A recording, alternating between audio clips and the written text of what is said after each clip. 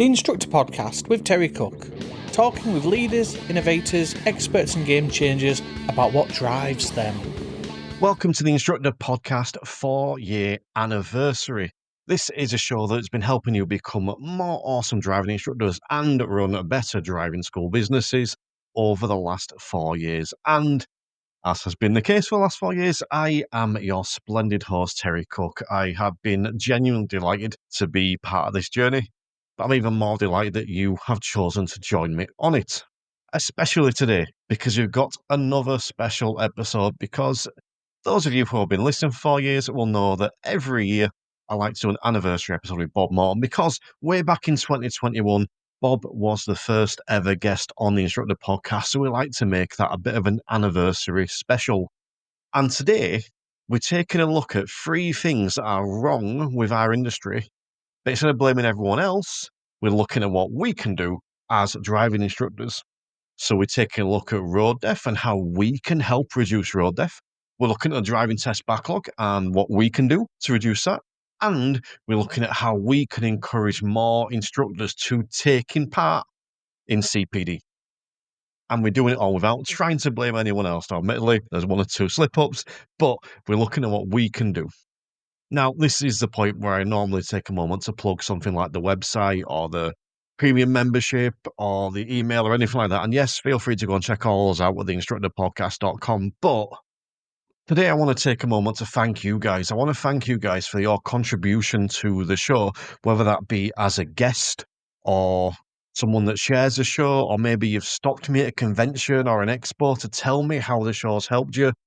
Whether it's putting in stuff into practice that we've spoke about on the show, or if you have simply listened, I genuinely, from the bottom of my heart, want to take this opportunity to thank you, because it wouldn't be anywhere near as much fun if it was just me sat here by myself with no one else paying attention.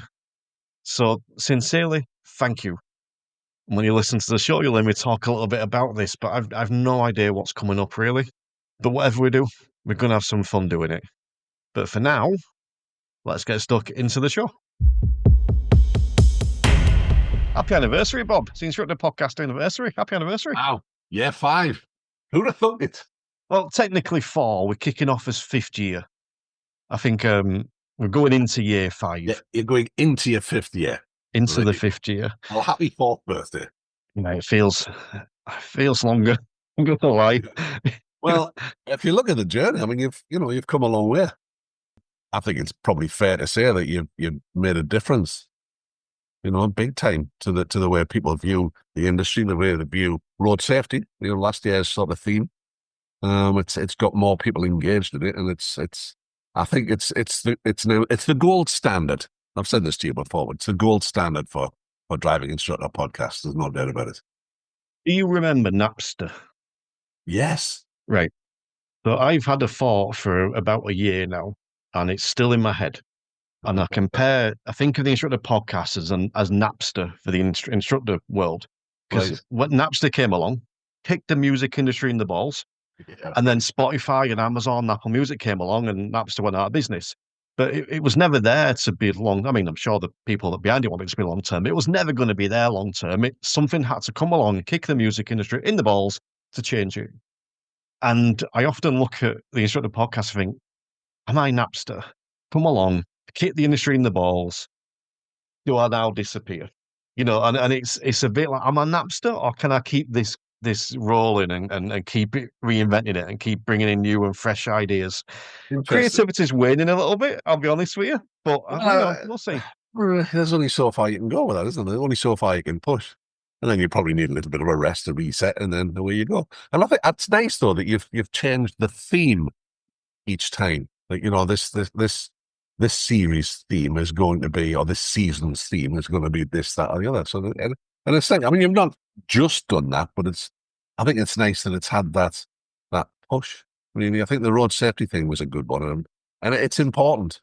It's very easy to wave the flag and go, "Yay, look at this!" In 1978 there was 6,000 deaths. Now there's only 1,812. Only 1,812. And it's not because I get sad about it because it's nothing to do with us. I don't think it's not because driving instruction is better or that the testing is better. It's just harder to kill yourself in a modern car with a seatbelt and airbags, side impact bars, and crumple zones. That's anyway. Sorry. No, do you know what? I completely agree. And I was talking about this somewhere recently that you've got this whole safe system principle, which I'm going to try and remember: safe roads, safe vehicles, safe speeds, post crash care, and safe road users. Well, you look at all those, the roads are improving, apart from potholes, but the roads and road infrastructure is improving. The post crash, motorways. well, it's another debate for another day. Post crash care is significantly improving. Forget what I've said so far, but all those things in that safe system are improving, except road users, and that's where we sit. And people can turn around and say, and I hear this question asked a lot about coaching, and if we do incline set, if we're doing coaching, surely we'd see this big impact in pass rate. And I mean, yeah, but we're not. There's a 10% of the industry, or maybe 20 at the most, and the over 80% are off hiding away somewhere. So it's not going to have that Well, impact. that's right. It's there's still not enough evidence in the UK, at least. There's not enough evidence to prove one way or another whether coaching has an impact or not, because there's not enough of us doing it. And of those that are doing it, there's not enough of us doing it well enough to make a difference. So I think that needs to be addressed. But I'm sure we'll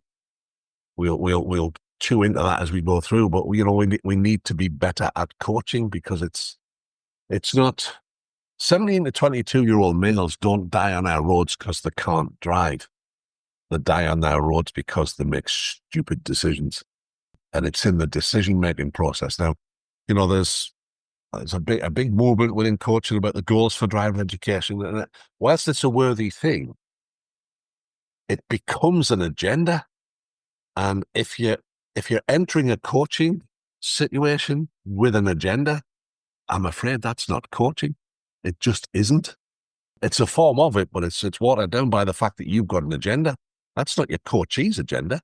If they came with an agenda, that's different.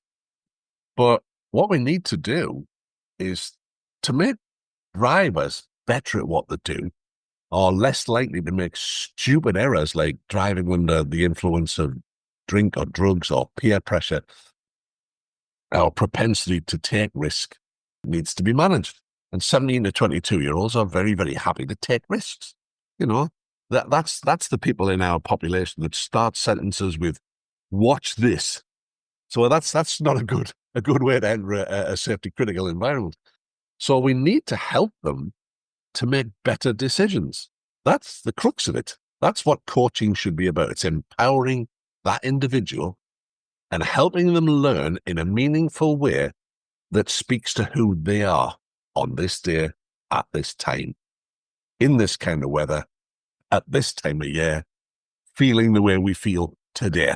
Let's look at how that impacts on the decisions we're going to make. Let's look at every decision we make and look at the advantages, look at the disadvantages, and have them come up with what the right thing to do in those circumstances is for themselves.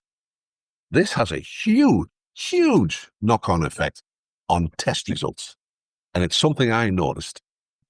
I noticed a massive reduction in the "why did you do that? I just don't know" result after a test, where they've got a clean sheet and one serious. Something I hear all the time from instructors: "Oh, really good driver, clean sheet, it was all going great, and then they just did something stupid." I said, "What did they say they did it for?" Well, they didn't know. And the reason they did it is because they were trying their best to remember what they'd been told to do. And it wouldn't come. And then they just make a snap decision at the last second. It's the wrong decision. Bang, one serious, done. And it's because we're training by giving people things to remember. Well, if you're given things to remember, you forget. The thing I always use is 12 times table. People can often get a fair way through and they can remember the tune, but they can't remember the words because it was learning by rote. Somebody else's idea that you had to remember. And we need to use the same systems that help people decide what their religion or their politics are.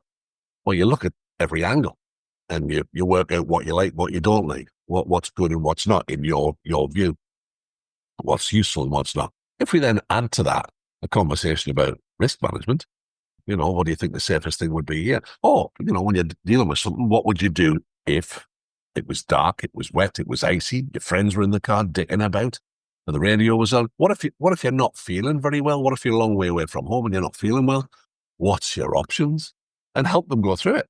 Well, stop, stay overnight, get the bus home, get the train home, or drive in such a way that takes into account the way that you're feeling and the conditions that you're in. And part of the condition you're in is the way you're feeling and the way you're thinking. And having them examine those things, that's not arriving with an agenda. That's exploring possibilities and exploring the decision-making process that underpins their behavior, their thoughts and their feelings.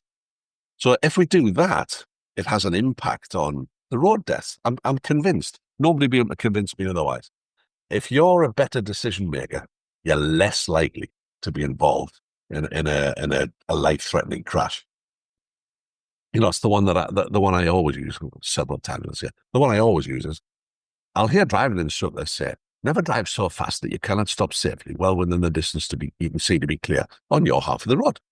So that's great. Why? Why should I? My dad doesn't do that. Why should I? Well, because that's the rule. Says who? What if your learner says to you, "Well, I'm not keen on rules, so you can kiss my ass, I'm not doing it. Explain to me why I should. Help me examine why that's a good idea." So you then have a conversation about, well, let's have a little look at what happens if one driver just carries on regardless. He's a dick. He's flying into that situation, not really thinking about stuff. The other driver, however, considers his options all the time. He sees that car coming and thinks, "Oh, he's going a bit quick. I'll knock some speed off.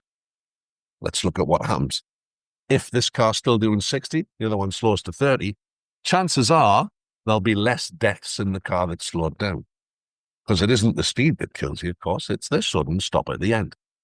And if you're coming to a sudden stop from 30, now, yeah, you've got the inertia of the other car hitting you. The other people are coming to a sudden stop at 60, their internal organs are going to hit their rib cage a bit harder, and therefore they're more likely to die. Now, let's say that this guy at 60 sees the other car at the last minute and brakes, gets down to 40, and this other car stops. Let's look at what we think might happen there. And just, having an exploration of the physics of the damn thing. That's why the golden rule is the golden rule. Now you've explained that to somebody to go, "Yeah, bloody hell, yeah, that makes sense, that." And it's locked away, part of who they are, and they'll behave that way, or they are more likely to behave that way. So it would result in fewer test fails for the ones that fail. And for those of you who are listening, who are interested in this, start making a note. How many of your tests result in that? How many of them come back with a clean sheet?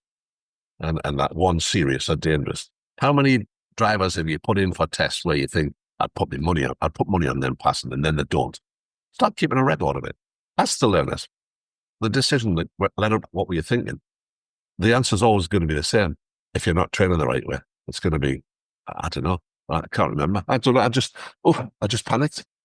I just panicked. That's in the moment when they're trying to remember what they're being told to do. That's when that happens. And I would have never believed anything that I've just said a few years ago, maybe 20 years ago. I know the bullshit that just hippie la nonsense. So, but now I know it to be true because I look at the drivers that I'm training and I look at how they react to situations, and then we'll have a chat. Talk me through your thought processes there. And that evaluating things, and that's got to make a difference. I have no hard scientific evidence, but I'm 100% convinced that it will make a difference. Everyone that eats ice cream dies, Bob. That's all we can say. But do they die as a result of eating the ice cream? Well, correlation doesn't necessarily mean causation, but it works. It works. Everyone that eats ice cream dies. So I do think that ties in actually with what we're talking about today, because we're going to look at what we can do as instructors, because it's really easy. In fact, we talk about this, and I'm going to steal your phrase, which is we point the finger of blame inwards, because I think it's really easy to look at some of the problems we're facing and blame everyone else, even if it is their fault. Yes, we can blame them, but we can't always do anything about it. But we need to look at what we can do. So we're talking a bit there about road death, and I agree with anything you said, in particular that remembering aspect. And it took me a while to come with that, but I'm going to give an example I had recently. And again, always interested in your thoughts on this, Bob. That a student had come from another instructor, not criticising the other instructor at all. We're doing like an assessment drive because it was quite a way on, and just doing sort of simple junctions. It's going okay. But as soon as those junctions got either a bit more complex or they got a bit, so there was something abnormal, so a car parked in the wrong place, or a junction like that, he started struggling. And it clicked for me pretty quickly when we were talking about it. He's doing the MSPSL routine, and he's trying to remember the MSPSL routine with a G in there somewhere as well. And because he's trying to remember it and then adapt it to this different situation, he was struggling. We pulled up, we had a chat about it, and I says, "Look, just check it safe, tell people what you're doing, and then do it." And as soon as he just put that in, Yeah. it started working because it's less remembering and more problem solving. So, yeah, just your thoughts on that. Do you think that is kind of the issue we're dealing with? Oh, 100%, 100%. Because, the phrase, you pass your test and then you learn to drive, that wasn't born out of nothing. Because the reality is that is what happens. People pass the test and then they develop their own way of doing things, their own way of going about things based on what they see others doing and based on getting away with things, doing stuff, and there being no consequence. I think that was all right. So an organism will keep doing what's been successful for it. And I think it's vital that we look at this and look at the way we train people. If we're training by rote, an instruction is learning by rote, whether you like it or not, it is. And it's not it's effective, but it's nowhere near as effective as coaching. And people often use the argument that coaching takes longer. No, it doesn't. It takes longer if you're not very good at it. It doesn't take longer at all because you only ever do any lesson once and it's learned and it becomes part of who we are. So we've got to get into the mind of the learner and help learning happen inside there. And we learn when we make connections between what we know and what we don't know. And in the questioning and the reflective process is where the connections are made with stuff that already exists in our map of the world, in our head, our neural pathway, our synapses. So the learning has to happen inside the head. Now, that can happen with instruction, but we're maybe not really hitting exactly the right spot, connecting exactly the right dots in the brain. Where coaching puts them in a state of cognitive conflict, where they've got to find those connections for themselves. And it makes a radical difference. So, I mean, I was observing a lesson last week, and the MSM-PSGL routine wasn't really happening. So we pull up. Okay, let's have a little look at what happened at that last junction. Talk me through what you did. The learner gave the perfect explanation. Very single present. Okay. Nice little Q&A session. So, okay, pull away. I said, stop, just before we pull away. What are you expecting to happen here? Well, they'll remember. Okay, well, they didn't remember last time. Why will they remember this time? I'll remind them. Okay. What happens when you're not here? Well, we'll get to that later. Well, why not get to it now? Why not get to it now? That person's able to explain to you exactly what happened. So I said, do you mind if I just... No, not at all. We'd set it up so that I could interview. I said, okay, you've just given me a fantastic explanation of what you should do. Brilliant. Well done, you. Why didn't you do it? Well, I forgot. You forgot. Okay. What percentage of the time do you remember? Well, it depends. Depends on what. And of course, once we start scratching the surface, once there was other things to think about other than MSMP, then it all fell apart. So I said, well, it's not a satisfactory construct, is it? So let's look at the junction. What is it you're looking for in your mirror? And then what are you looking here? What are you? So I said it's a much simpler way of saying information is what we want. We take it. What's happening? What's around?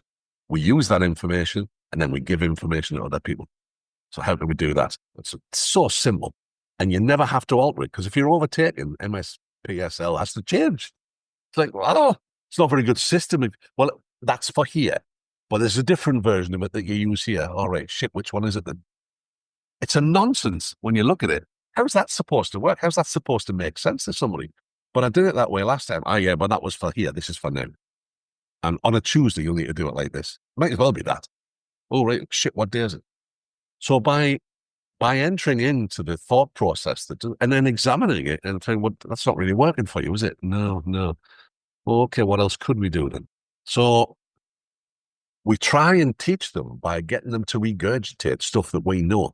I don't want to know what I already know because I already know that. I want to know what's going on inside their head. Talk me through. What were you thinking here? What were you feeling? And we start getting different insights into what's going on in their head. Well, what was I feeling? Well, I was a bit panicky about, well, there's such a lot. This is the most common answer. There's such a lot to do. And I'm worried that I won't remember it all. Right, okay. So if you've got a lot to think about, what could you do to help with that? So let's tackle the thing that is the actual problem. I'm feeling panicky. Well, if you slow it down, and this is where it's perfectly acceptable to give some input. If you slow it down more and slow it down earlier, would that help? Well, it might. Should we try it and see what happens? Try it. Oh, that's it. Bang, right click, save on that. You're done. It's finished. You'll never come back to it because it's locked into who they are. All right. So if I'm feeling a bit flustered, just slow down. Right. Okay. That's a tool I can use in the future. That's going to come into play when we hit safety critical stuff, and they're going to make better decisions, which will lead to less deaths on the road, because the deaths that are happening on our road are due to bad decisions. Using the phone while you're driving is a common distraction. They've got it down as. Why don't they change that headline, a mobile phone, because that's what most of it is, using your mobile phone. Why don't they just make every car so that it shuts off any mobile phone that's inside it? A whole other argument, because the technology's there to make that happen. But I mean, it's not used properly. I've got a super duper new radio in my knackered old van. That thing will let me message while I'm driving. I mean, I don't, but I could. You can use Facebook and stuff. That's ridiculous. And I'm not breaking the law because it's in a radio. It's not a handheld device. That's a nonsense. So we need some of that sort of. But it would reduce deaths. It would reduce the number of silly fails at test, and it would make the roads a safer place. But then, of course, you've got to mix with all the idiots that are out there already. How do you influence them? By example. This is it. When we're thinking about the number of road deaths, it's all about looking at what we can do, because we can't always impact everyone else. No. We can't control what everyone else does, but that doesn't mean we can't do anything. It's like you just spoke about there. We can have this over influence on our learners rather than just telling them what to do. One of the things I stopped doing a few years ago, I think it was after first speaking to you, was last minute test tip advice. We pull up outside test center. Here's some tips for you. So what am I doing? I'm giving them more things to remember. Right. And I know that's going more into the test side of it, but it's like, we don't want to. It comes from a good place. It's a desire to help, but it isn't actually helping. But the other thing I'm going to throw in there in terms of what we can do to reduce road death is increase the amount of experience they get. Now, the risk we run here, and I learned this from Dr. Elizabeth Box, and she tells me all the time, because I think I might go too far with this sometimes, but the more skill we give students, especially young lads, the more skill we've given them, the more we build their confidence up, and the more they get that brain power of, oh, I can do anything now. So we've got to be a little careful there. But I think the more skill and more experience we can give them, and I've told this before, but one of my favourites, a multi-story car park lesson. Go to the top of a multi-story car park, find somewhere to park, be empty. So you've got all that choice. Then you've got to do it on every level going down. And obviously, the further down you get, you end up parking between parked cars. So think of the confidence and the skill of that driver if they can do that multi-story car park lesson. Now, all right, that might not be the thing that leads to preventing road death, but it's going to prevent crashes. Well, you're right, but it's the problem. It's not a problem as such, but we don't want to give them too much confidence because they're already happy to accept a ton of risk. And it's something we can't eradicate that. Otherwise, who's going to fight the next war? If you create a generation that's risk averse, take this rifle. No, you take the bloody rifle. So we've got to look at the situations where they're happening. You're right. Scrapes in multi-story car parks. It's not easily avoided, but you can give them that skill. You can help them develop the skill. A thing that I really like to do, especially with young lads, or if I've got, any learner that I feel is a little overly cocky, I know for a fact, and I'd stake my life on it, they're going to get that car after they pass that test, and they're going to drive that car flat out with full of their mates. That's what I did. It's what you did. It's what every male that's between the ages of 17 and 22-year-old are likely to do. So I know they're going to do that. There's nothing on this planet, no force on this planet, except maybe their mother, but she'd need to be in the car, that's going to stop them doing it. So I need to help them do it safer. So I'll talk to them about, what does weight transfer do to the car? And I'll have them experience it. And I'll have them experience going into a corner and just setting just enough gas to keep the car at the same speed and notice what the difference is to the car. Now, that's a saving technique if you've overcooked it because that's what they're going to do. They're going to overcook it. Okay, so what do? What do you slam a shit ton of brake on, till you get close to the corner, off there, and then put enough gas on to balance the car, and you're more likely to make it round, with maybe some scrapes on the paint and what have you, but you're not going through the wall that's on the corner. So these are real world skills and things we can introduce as part of the natural order of things. Okay, let's look at how we do this. Let's look at what the most. And if you say to them, "Do you want me to teach you to corner safer?" I mean, not really, mate. No. Would you want me to teach you to corner faster than your mates? No, well, maybe now we're listening. So it's finding that thing that motivates them intrinsically, internally, to want to do it. And that's what coaching's all about. It's having that person in a position where they will happily set their own goals, where we do invoke the curiosity, because instruction doesn't invoke curiosity. Some instructors are very good at instruction, and they've developed it in such a way that it does pique people's interest and gets them involved. And more power to them, they're candidates to become world-class coaches if they would just see it. So we've got to get them into that mode where they're happy to take ownership of their own journey. Once you get to that point, then it just becomes a joy training them. It's just so easy. Anyway, I lost my train of thought there. Went off on a bit of a tangent. Not like me, yeah. No. But you did mention something earlier that I also think is relevant here, because you mentioned like they'll drive this way unless the mum's in the car. And that's a conversation, this is me projecting my thing on the lesson rather than them, but it's something I try and bring into lessons. I'll ask them, how are you going to drive when your mum's in the car? How will you drive when the examiner's in the car? How will you drive when your mates are in the car? And usually they answer them differently. Yeah. And then you get to have that awesome conversation about why. Why will it be different when your mate's in the car, when your mum's in the car? How important are those conversations, do you think? Well, I think they're 100% important. It's 100% important. They're very important. And we can't expect them to drive in one style, because that's not how the world works. There will be different things. Your mum in the car, your mates in the car, the examiner in the car. If you're tired, if you're hungry, if you're dehydrated, what impact will that have? It's if you're bursting for the toilet, what will that do to you? What does it do to your concentration levels? What will we do to account for that? So all we have to do is help them to develop strategies for these different scenarios. And once they get good at developing strategies for a particular set of scenarios, we'll start expanding it to other things. And it's the curiosity. That's where I was. I just reminded myself. We need to invoke this curiosity because it's inbuilt in all human beings. We all have it. I've had a couple of occasions where people on workshops I've done have said, "Well, I'm not that curious, Bob." So, all right, then, let me ask you something. You're in a restaurant. The waiter comes across. The last time you were in a restaurant, the waiter came across with a plate in his hand and a tea towel, and he put it down and said, "Careful, that's hot." What did you do? The last time you passed a sign that said wet paint, what did you do? You were drawn to it. It's your subconscious, your map of the world, saying to yourself, how hot? I need to find out how hot. I need to know.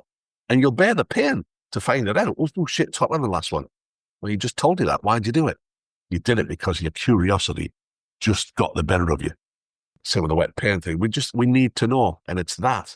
And a wonder at the world and possibilities, especially in your teenage years. You're finding your own feet and you're finding your own way in the world. So you're learning to develop what you think about stuff.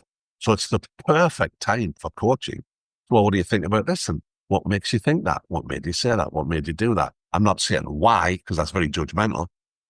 You think that was the right speed to travel there? I do, yeah. What are you basing that on? I'm not saying, well, it isn't, and you shouldn't do that, because you fail your test for that, Oh, right. Okay, so I better stop doing that till I pass my test. Or they'll ask the question, would I fail my test for that? Because of course they're test focused. Why wouldn't you be? Isn't that why you're spending your money to pass your test? Doesn't matter what we think, it's what they think. I'm doing this for that, so okay. Well, what do you think of this? What do you think of that? What's your thoughts on this? Do you observe the blue car there? Well, if you were the driver of the white car, what would you have thought? Or if we get involved in a situation, what do you think that other driver thought you were going to do? Oh, I don't know. All right. So would you be happy to enter a situation where you're not really sure? Do we know who he is, who she is? Could be an accident, or, they're all on the loose there till they get caught. What if he's a psychopath? How do you know? What told you he was going to stop? What told you he was going to go? Well, there's some telltale signs. And then you can then, perhaps even bring in your own experience. Well, in my experience, people who do that, the body language of the car there told me was coming, but didn't tell you. Let's just pull over. I'll go around the block and let's just observe here. Observe cars coming. Which one's going to go? Which one's going to stop? So you can recognize these things. Simple stuff like you're approaching long straight road, you're approaching a crossroads. We're on the main road, 2 side roads. Is that car coming out or not? So no, I don't think so. Okay, how did you know? And this little telltale sign where they were looking at me, the car was completely stationary. What makes you uneasy? It's when you see the car wheel just moving. They're looking at you, but the wheel's still moving. If they're not looking at you and the wheels are moving, you can be pretty sure they're coming. So there's all these things to, it's not just a random event that happens just here. There's a whole series of events that lead to it. And it's helping them explore that. They're going to become better decision makers. And if you're a better decision maker, you're a better driver. I'll tell you what I say when I'm feeling a bit sarcastic to them. It'll be, how well do you know driver that car? And then they'll go, well, I don't. I'll go, oh, why do you trust him? And then you can see they go, oh, okay. Oh, would you trust him with your phone? And they'll say no. So why do you trust him with my car? Yeah. But Not my car. last couple of things I want to touch on there, and just a random recommendation for people. If you're curious about curiosity, play a game called the Stanley Paradox. You can get it on PC and PlayStation, all sort of stuff. I'm not going to describe it because it'll spoil it, but genuinely, you will learn more about yourself as a person by playing the game, the Stanley Paradox. And it's easy. Anyone can play it.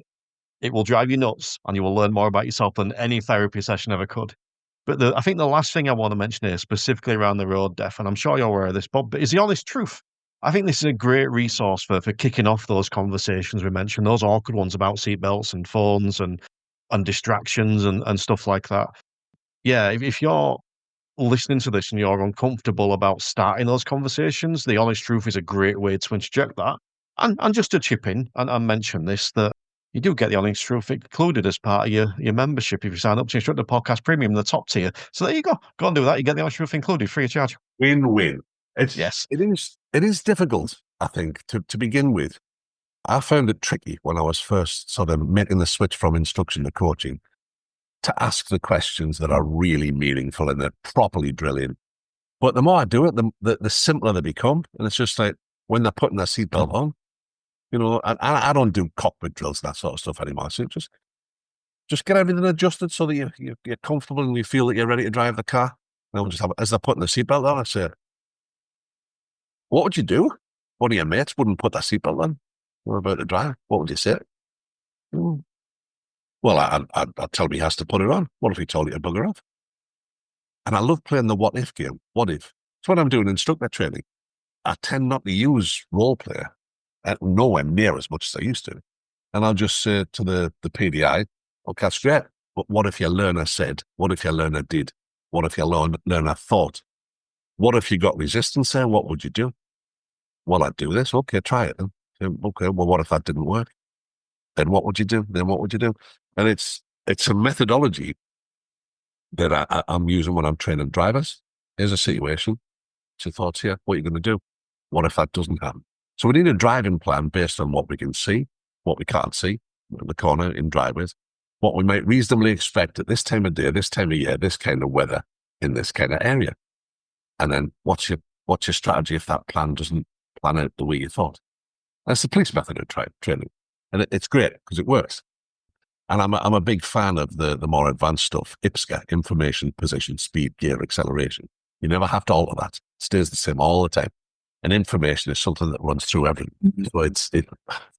So those conversations become easier.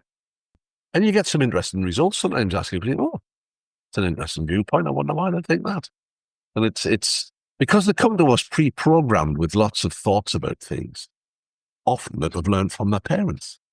And remember, their parents are people who pass that test and then learn to drive. So they've learned by picking up other people's bad habits. And it's difficult for us to shield them from that. But all we can do really is help them to be sure of their own decisions and then have them and us, and we're very bad at this as an industry, lead by example. I see ADIs driving like dicks a lot. And I see ADIs when I'm observing lessons. driving a pupil to a location to do something and driving sloppy as. Like, those of you out there who are thinking of becoming driving instructor trainers and you want to use role play, the first role you need to learn is the error-free drive. And if you can't do that, you can't be a trainer who uses role play, because there'll be accidental mistakes in there with the ones that you're simulating. So that's how we do stuff. And if you want to see the impact our actions can have on other road users, next time you're in a queue of traffic and there's somebody waiting to get out, just let them out. Look what it does to them. Then observe, do they let somebody else out? Because they will. And then will that person let somebody else? So they've learned to be courteous just by somebody being courteous to them. I had a crazy bloody Uncle Philip. It's the same sort of thing. It's always hard war, Bobby. Always hard war, Bobby, for somebody to punch you in the face if you're smiling at them. What? If you're smiling at somebody, it takes away some of their aggression. Not always, but just try it. And he's right. So we respond to good driving by being better at what we do. We look at that and think, oh, right, okay, yeah. Well, like meet situations, often you'll let somebody through, they'll let somebody else through further down the road. So we can influence the great unwashed. I mean, I know this was it now, 32 million drivers, I think we have. I think that's right. There's only 40,000 of us, but if we all drove perfectly, it would have an impact. If we then produce people who drove correctly because they thought it was the right way to do it, then surely that would make a difference. Yet we all throw our hands up the end and go, no to do with me. It's everything to do with you, mate. Everything to do with you. We are the reason we have the driving standard we have. It's like we are the reason we have the government we have. We are the reason that we have Brexit.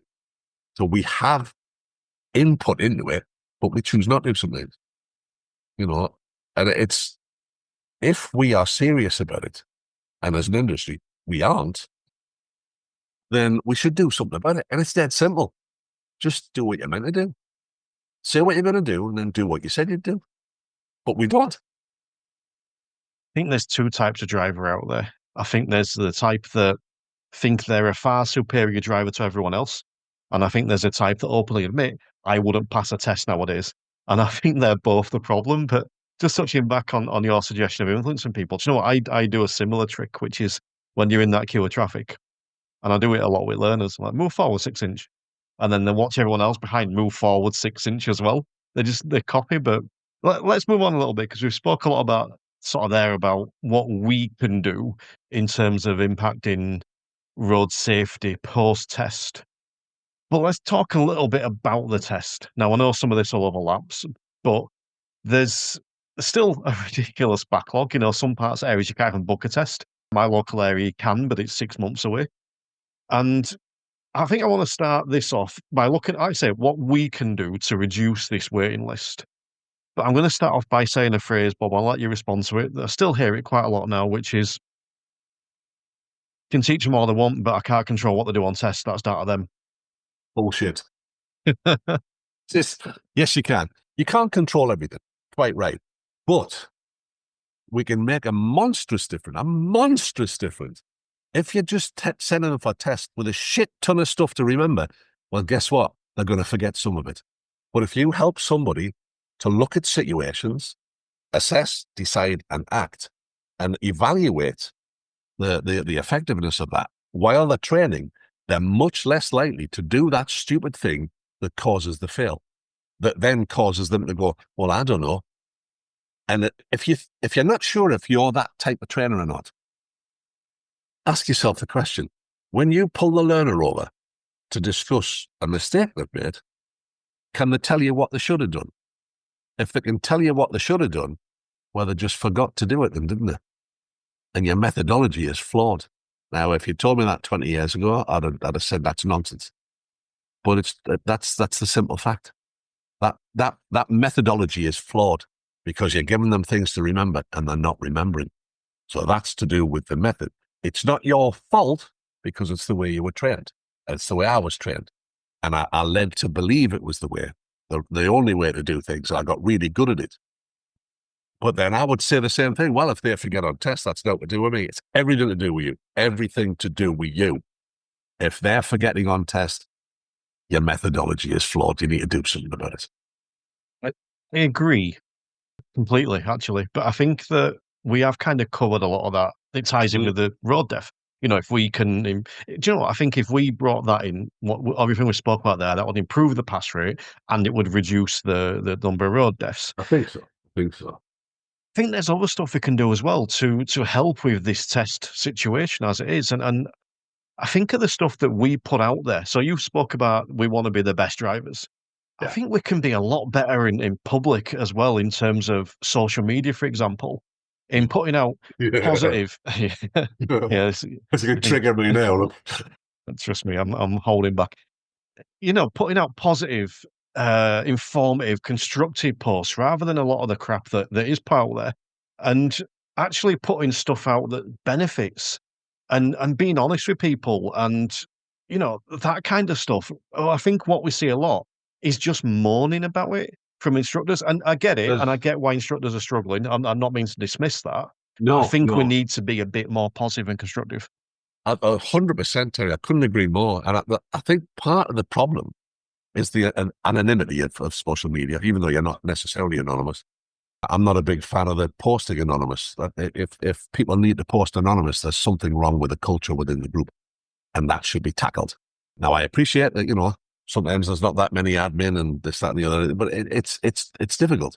But there's a part of human nature that seems to want to try and make themselves feel better by making other people feel worse. That's part of the human condition. It's not attractive, but it's in us all. But we have to fight against it. You know, you'll never make yourself, 100% guarantee you this, you will never make yourself feel better by making other people feel worse. The way you make yourself feel better and the way you put a bit of sunshine in your life is by being nice and helping others and scrolling past the stuff that infuriates you. I see tons of stuff every day on Facebook. I think, but just scroll by. I'm not going to make any difference to that person. Or if I'm going to engage, I do it by being ridiculously nice. And that really pisses them off. Which I suppose makes me as bad as them. But it's tricky, isn't it? You know, we do need to lead by example, not only in the way we drive, but in the way we conduct ourselves. You know, I see instructors at test centers wearing shorts and flip-flops. Not very professional, is it? Now, I'll wear jeans and a t-shirt because that's the sort of, you know, era we live in. But when I was first an instructor, I wore a collar and tie every day because that was what being professional was seen as in my eyes anyway. So we've got a better job to do. We do need to be better at what we do. We're now starting to earn sensible money. So we now need to adapt accordingly. We now need to behave in the manner of somebody who earns that kind of money. So, you know, we're earning the same sort of money as teachers do now. So we need to behave that way. We need to also take our own development seriously. You know, I passed my part 3 in 1989. You know, the world has changed dramatically. I've kept up, but a lot of driving instructors don't. I've been doing some stuff for people recently. It's their first CPD they've ever done in 20 years. Why is that? Because we're not forced to do it. I'm not saying we should be forced to do it, but, you know, we need to find a better way. Mock testing is not the answer, DVSA. Where's the point? If your methodology is bloody flawed and you're giving people a shit ton of stuff to remember and they forget, it's going to be the same on a mock test. That changes nothing. It just alters the number of tests they take before they pass. It's ridiculous. Mock testing does nothing except put them under the pressure, where that's not a good, you know, it's the methodology that's flawed, not the test. Although there's a lot of things we could say about the test. I think it's Colin Stewart from the DVSA at the recent convention, whichever one. And I was like, please stop with the nonsense about the top 10 reasons people fail. That's not the reason. That's the box that you need to tick. It's not the reason, but I think we failed them.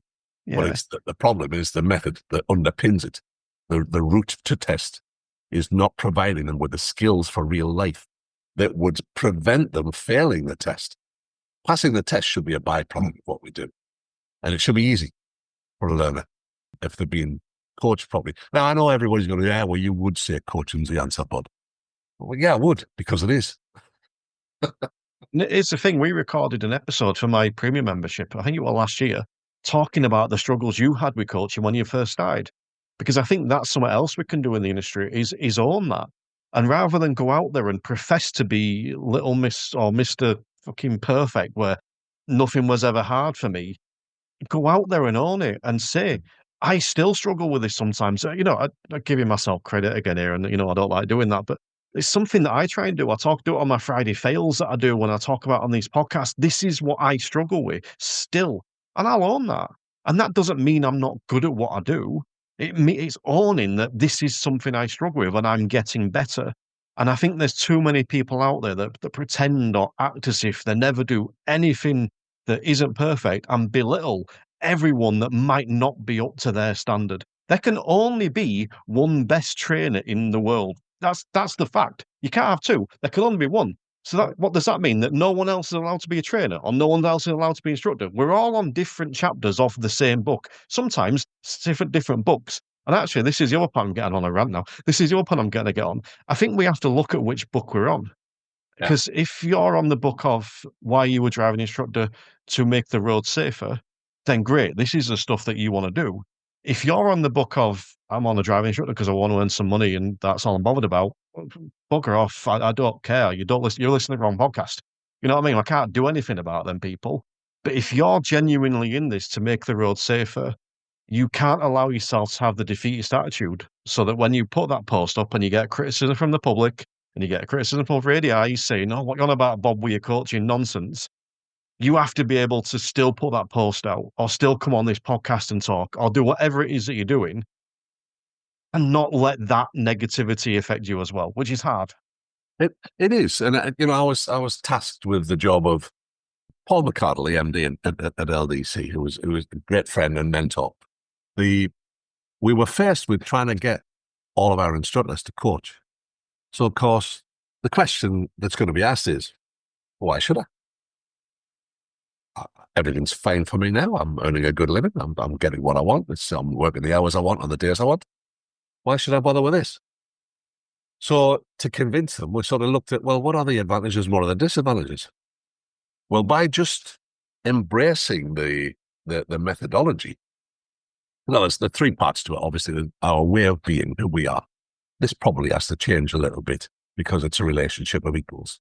We have to have an unconditional positive regard for the learner. We have to stop using judgmental language. Things aren't good or bad or better or worse. We have an outcome that we were pursuing and an outcome we got. How do we turn the outcome we got into what we wanted? And it's a joint thing deciding what the outcome is we want. So if you're dealing in outcomes, it becomes a lot less judgmental. So we have that way of being. We then have a coaching methodology. Grow is the one that I tend to use. But they're all equal. They're just the same thing. It's a managed conversation to help the coachee become empowered and involved in the thing and setting their own goals. And then there's our coaching skills, listening, questioning, a different kind of questioning, questions that help the coach learn something. If we do that, that's a lot of work. That's a lot of changes to go through. Why should I bother?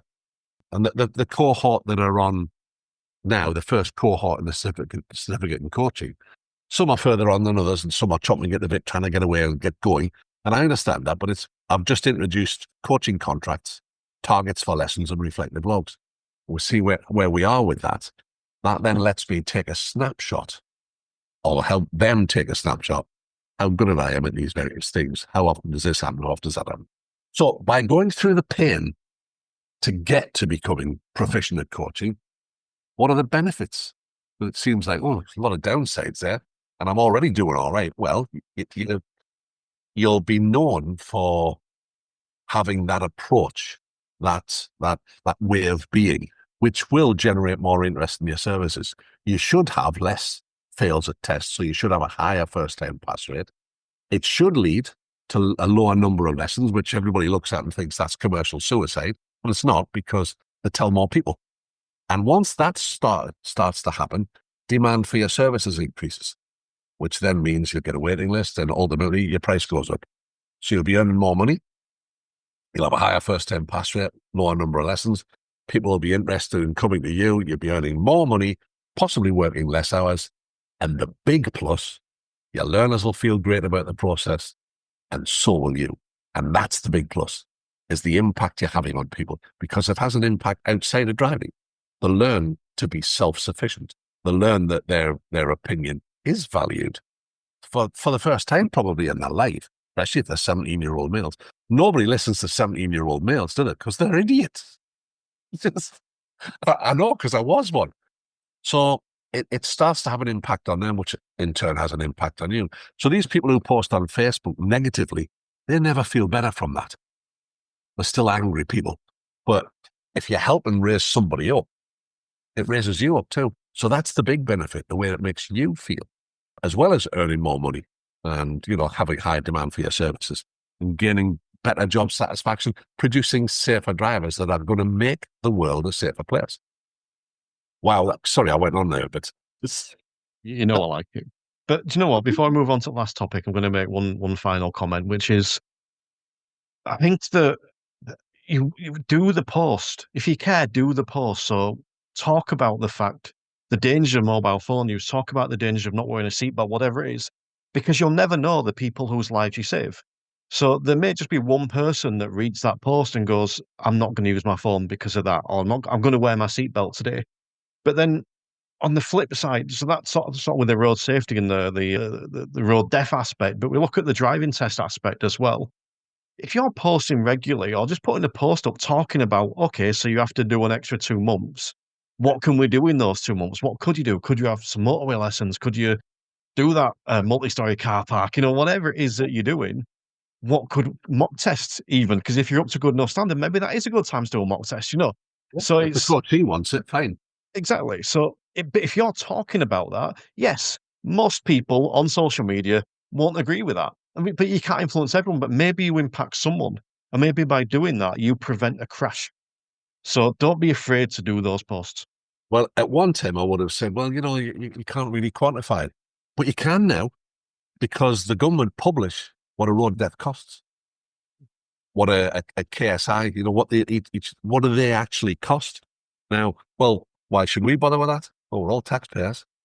Mm. And if you save one life through changing that, you can quantify what that's worth. And it's hundreds of thousands, by the way. It costs a lot of money. Road accidents cost a lot of money.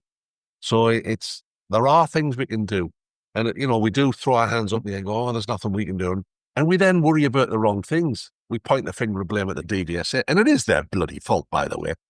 If they paid their examiners a decent amount of money and stopped treating them like shit, they'd stop leaving.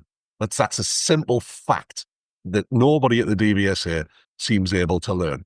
Christ almighty. How obvious does it fucking have to be? Anyway, sorry. So it is what we fault. can do, Bob. What we can do. We've got to look at what can we do about that. Because if we worry about them, well, we can't influence that. So we're worrying about stuff we've got no control over, which is crazy, which is what makes it so bloody frustrating. And that they keep having to learn this lesson over and over again. They're very slow learners, the DVSA. I saw Lee's post the other day about, he's frustrated because he has to keep constantly reminding them about what role 6 is in the National Standard for Driver and Rider Training. They seem to forget that the big thing that they forget is the 6th unit in that whole set starts with, we need to determine whether role play is necessary or not. That's what it starts with. Yet they forget that. Well, it's just, but they need educating, but they're a slow learner, unfortunately, a very slow learner, because nobody in the civil service ever wants to make a decision that they can be held accountable for, because that gets in the way of career progression. How do I know that? I was married to a senior civil servant. But the last topic I want to cover today, and I'm going to try and word this very specifically, so bear with me. But it's about CPD, and it's about the lack of people that partake in it and involve themselves in it at all. So very specifically, what can the people that either partake in CPD or create CPD do about the people that don't partake in it? Because we're really quick to moan about them.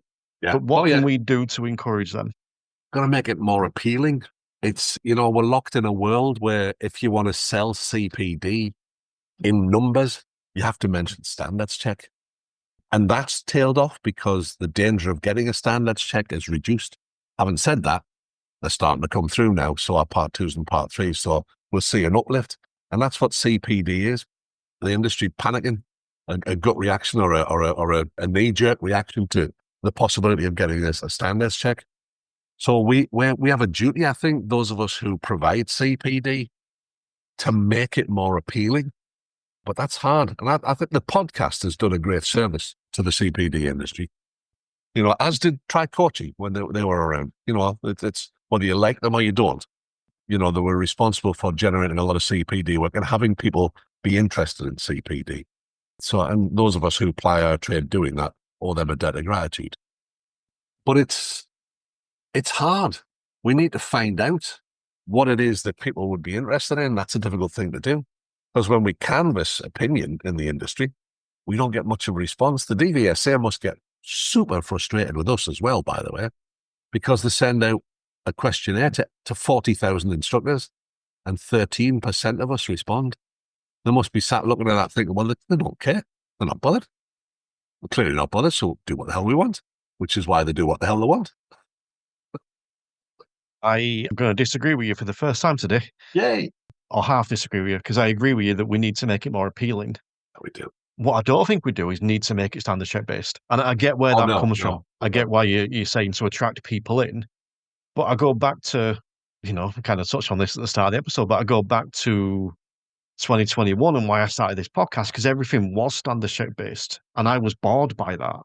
And I wanted something else. And what I found, what attracts more people in from me, and this is just anecdotal evidence, but from me, is someone seeing a random episode about someone and thinking that sounds interesting. And then as a result of that, they go and find more stuff. It's not usually the standards check stuff.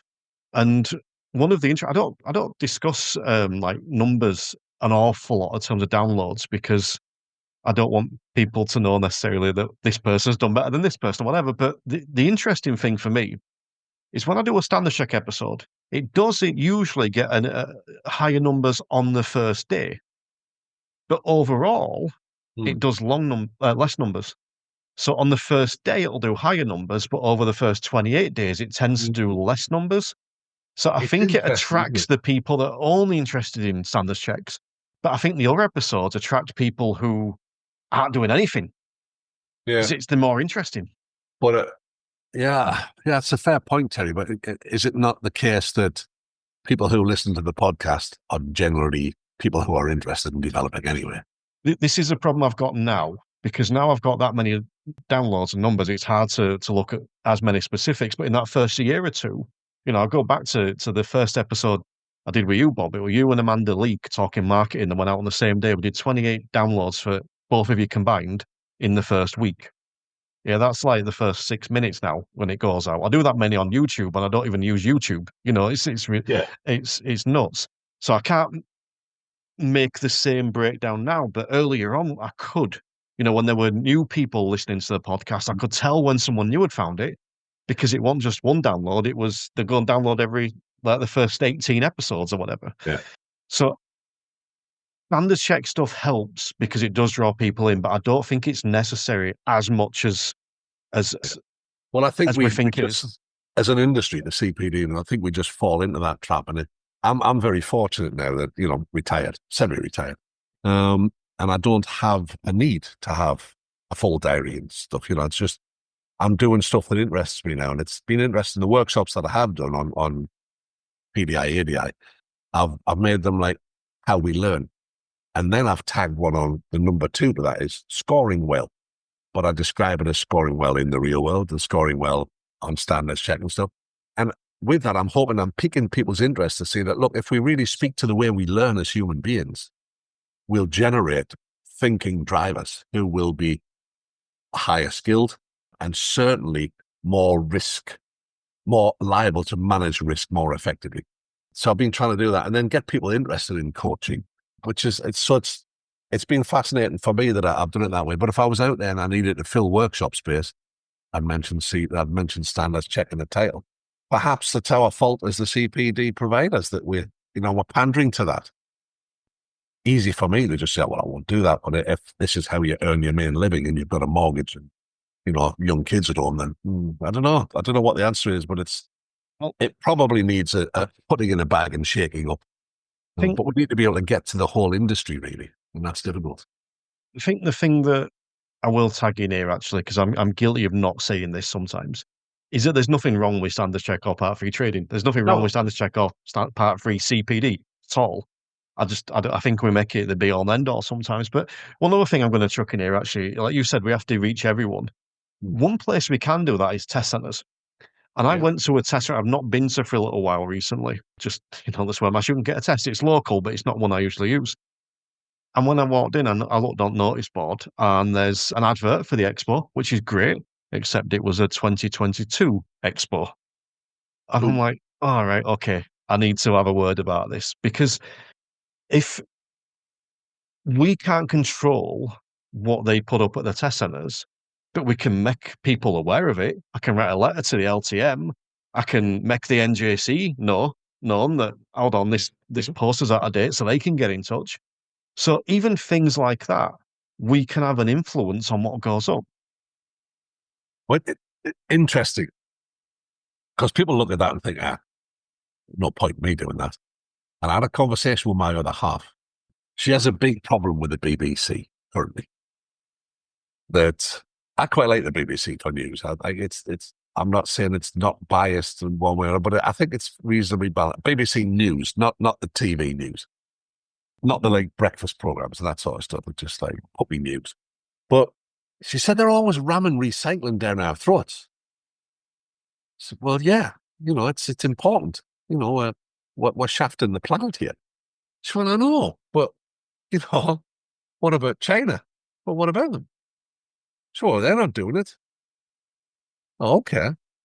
I said, well, if I saw somebody not wearing their seatbelt, would it be sensible for me to not wear mine? She went, well, no, you're being silly now. It's not, I'm not. If I'm wearing my seatbelt and I crash with that guy who's not wearing one, he'll probably die. But I probably won't.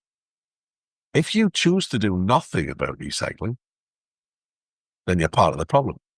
If you do some recycling and you're not making much of a difference, you're still making a difference. And if enough people thought that, then it would make a big difference. Sure, I suppose so. That's why the BBC are just getting that message out. Just because it's you doesn't mean it's not the right message. So it's this idea that we should own all of this as an industry. We depend, we're regulated by the DVSA, and we seem to put them in the position where, well, they're running the show. Well, they're not. They administer the register. That's what they do. They assess stuff and they administer the register. They're not experts in training or education, which is why they had to get somebody else to write the national standard for them. Even though some people claim that they did it, they did not. It's a company called People First that did it. As Mr. Betts did. We're both on the same page with this. And we both challenged the same individuals with, no, you didn't. People First did that. Publicly on Facebook, the people responsible very quickly wound their necks in because they were found out. It's stolen glory. Stolen valor, isn't it? Yeah, that's the one. So we could, as an industry, if we could just get organized, be better at what we do. The INJC and the DIA and the MSA and the DITC are doing their best to do that, but you can't lead people where they don't want to be led. So we have a responsibility as each individual within the industry to maybe take stuff a bit more, or maybe take a teeny bit of ownership, or maybe take part a little bit more, but we don't because we're too busy. You know what? You mentioned NJC, MSA, DIA, DITC, and I'm always slightly reluctant to include the DITC in that because they're always go out the way, so they're not an association. But I think that they fulfill a similar role. They do. If someone's listening and they're not happy with those, become a member, impact it. Like the NJC, I'm on the committee of the NJC now, so obviously I'm going to showcase those. But £4.50 a month, £5 a month, £4.50, I forget, £4.50. Or join my premium membership, you get it for £2.50. Either way. Yep. But you can another bonus. But you could do that and then you get a say. Right? Because I think this comes down to the other thing. You can do something or you can do nothing. Yeah. And like you said, if you're doing nothing, then potentially you're part of the problem. But also that only works if you see it as a problem. Because I'm going to go back to something I touched on earlier, actually, and I think it's a nice way, potentially a nice way to finish. Is those people that aren't investing in CPD, those people that don't care in CPD, I don't think that we should be sitting here slagging them off. And we're not, to clarify, actually, we haven't done today, but you hear a lot of people doing it. And I've probably done it in the past. I'm guilty of that, I think. Because, as I said, they're in a different chapter, potentially in a different book. They're not doing it for the same reasons we are. Now, if that person cared about road safety and then they weren't doing anything, then to me, that's where criticism lies. But if they're just doing it as a 9 to 5 job, they've got a whole different goal. And the other thing is, if someone's out in that other book looking over and what they're seeing online is everyone slagging them off, they're a lot less likely to come over. They'll stay on the dark side, they won't join the light side. Yeah. Yeah. It's we're less than professional in our approach as an industry. We're less than professional in our approach to a lot of things. And a lot of the time it's because, well, we don't know any better. I mean, coaching was sort of sprung on me, I suppose, really. I didn't, it's not something I probably would have chosen to do, but there was a need to find out some stuff. And once I got involved and interested in it, then I thought, oh, I love this. But up to that point, I didn't know. I swore what I was doing was the best way to do it because that's all I knew. I did not know there was another way. Once I discovered it, and if you listen to this and you've not done some CPD or you've been thinking about doing it, just try it and see if you like it. It's approach a trainer. I have this occasionally. People will approach me and say, well, what will it bring to me? I said, well, why don't you try it? I'll tell you what, if you don't like it, I won't charge you. How's that? So I'm going to throw another thing in there, actually. And even if you don't even have to go that far, you can start with this episode. You think back to some of the things we spoke about in the first 20 minutes. Yeah. Someone listening could pick one of those things and go, I'm going to go and try this. Because you can make this podcast CPD. And this is just my definition. CPD is if you implement and or reflect on it. So if you go and try it and it doesn't work, but you reflect on it and work out why, it's great. That's making it CPD. So if you really standoffish, you could use this as your starting point. And then if you find that you enjoy it or you find that it works, then maybe that's when you go to someone else. Well, I mean, it's interesting you say that because that's the key to having learning, proper learning, and meaningful learning happen. So there's lots of different ways that people can learn, and I don't buy into learning styles. So, but the learning happens after the event. It's like when you go to the gym. You don't build a muscle when you're pumping the iron. You build the muscle afterwards when you feed it, and the brain is the same. It gets all that information, and it's during the reflective, or during the cognitive conflict, and then the reflection phase, where the learning really happens, where we make connections between what we know and what we don't know, which might then pique our curiosity and learning a little bit more about something, or other avenues. So it is that reflection that's the CPD. That's when it happens, not actually during the CPD. Although if you build reflection into it, then it is. So yeah, interesting. Where can people find you, Bob? What do you have to offer, CPD-wise? Well, at the minute, I'm in the midst of cohort 1 on my certificate in coaching. Cohort 2 will be launching later in the year somewhere. You can find me on client-centeredlearning.co.uk. I have a membership package where you get access to all my online content for a monthly fee. And I have a mentorship scheme, which I'm running. It's run through PDI, ADI, which again, 20 quid a month. You get to meet me twice a month. Twice a month. That's right. 2nd and 4th Tuesdays. And that's been interesting. There's a lot of interesting characters on there. People there. It's become almost a self-help group, really. And there's more and more of the people who are on it chip in all the time now, which is really nice. Or you can email me at bob@client-centeredlearning.co.uk. Members, I've said this lots today, members of the Instructor Podcast Premium get a £10 discount on your client-centered learning. So yeah, that's good. No, thank you for joining me today, Bob. Thank you for being the first ever guest. And thank you for joining me on all these anniversary episodes. I will see you at the same time next year. Absolutely. It's been great. It's been lovely watching it grow and it finding its place in the industry. No, but big thank you for joining me today. Pleasure as always. Always a pleasure, never a chore. The Instructor Podcast with Terry Cook, talking with leaders, innovators, experts and game changers about what drives them.